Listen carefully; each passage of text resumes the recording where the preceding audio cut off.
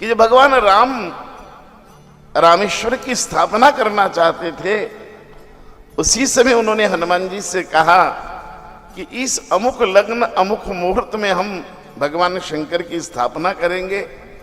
एक काम करो, आप एक दिव्य शिवलिंग कहीं से लेकर आओ। भगवान की आज्ञा थी तो हनुमान जी गए शिवलिंग लेने,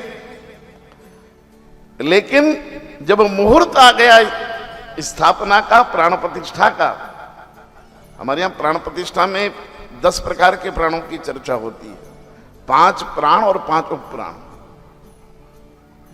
तो जो प्राण प्रतिष्ठा हो रही थी, उस मुहूर्त के समय तक हनुमान जी आए ही नहीं। अब राम जी बड़े चिंतित हुए कि हनुमान जी कभी भी विलंब नहीं होते, किसी काम को बताओ तो हनुमान जी नहीं कर पाते, ऐसा होता ही नहीं है। आज क्या हो गया कि मुहूर्त के समय तक हनुमान जी नहीं आए। तो जामवंत जी ने कहा कि नाथ मुहूर्त निकल जाएगा, एक काम करो, आप तो यही बालू रेती का शिवलिंग बना ले, उसकी प्रतिष्ठा कर देते। तो वहीं समुद्र में से रेती ली गई, उस बालू रेती का लिंग बनाया गया और प्रतिष्ठा हो गई। और प्रतिष्ठा कर कर पूर्णाहुति की जो आरती हुई, बस आरती कर कर भगवान रामेश्वर की जय बोली गई। बोलो रामेश्वर भगवान की जय।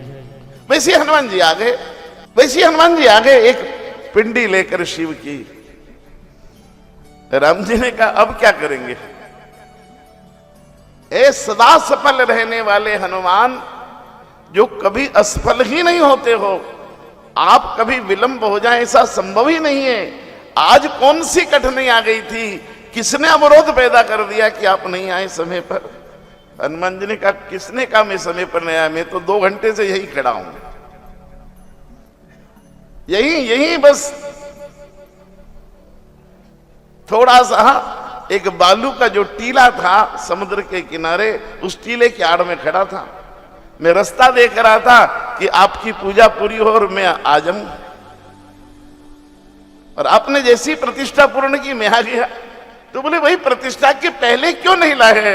भगवान शंकर ने कहा कि नाथ अगर मैं ले आता तो समाज को संदेश गलत चला जाता। बोले क्यों? बोले आप जानते मैं रुद्र का 11 अवतार हूं, मैं 11वां अवतार हूं हनुमान रुद्र का, और अपनी पूजा कराने के लिए मूर्ति भी मैं ही लाके दूं आपको। गजब करते हैं आप, मेरी मूर्ति लाकर मैं ही दूं और फिर मैं कहूं कि इसकी पूजा करो, ये तो संभव ही नहीं है महाराज। मैं अपनी पूजा स्वयं कैसे करवा सकता हूं? राम जी ने मूर्ति लेकर माथे पर रखी, उसे विराजमान किया और हनुमान जी को हृदय से लगा लिया कि प्रतिष्ठा और पूजा से परे कोई रहे तो कोई हनुमान जैसा हो।